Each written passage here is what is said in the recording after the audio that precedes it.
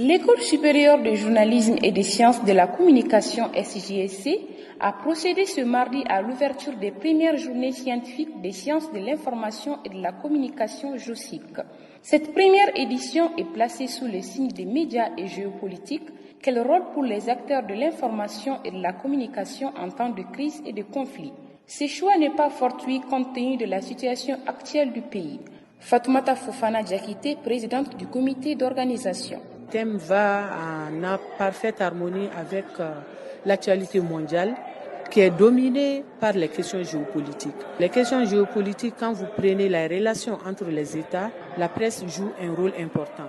Maintenant, quel doit être le rôle de la presse en période de conflit et surtout en période de géopolitique? Occasion pour Aruna Mamadou Touré, ministre de l'économie numérique, de la modernisation de l'administration, d'évoquer le rôle du journaliste en temps de crise dans le traitement de l'information. Votre rôle premier, en lien bien entendu avec le thème très évocateur qui a été choisi, consistera à savoir identifier l'information vraie, constructive, formatrice de la conscience de nos citoyens, de l'infocide comme le génocide, qui crée, comme vous le savez, la guerre sans la déclarer, qui tue, qui manipule, qui déshumanise, qui viole les droits humains. Pendant les périodes de crise, vous êtes tout aussi puissant que le premier pouvoir. L'information est considérée comme une arme de guerre en temps de crise, une idéologie, un positionnement géopolitique.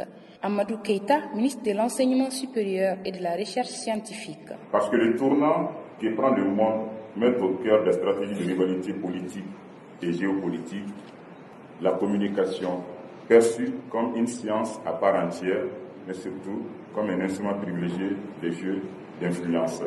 Cette initiative de l'École supérieure de journalisme est un moyen de réunir autour de l'enjeu politique, économique et sociétal des chercheurs, des journalistes et experts de la communication. Idrissa Soiba Traoré est recteur de l'Université des lettres et des sciences humaines de Bamako. Une école supérieure, pour sa scientificité, doit s'inscrire dans le cadre de la formation, mais aussi dans le cadre de la recherche.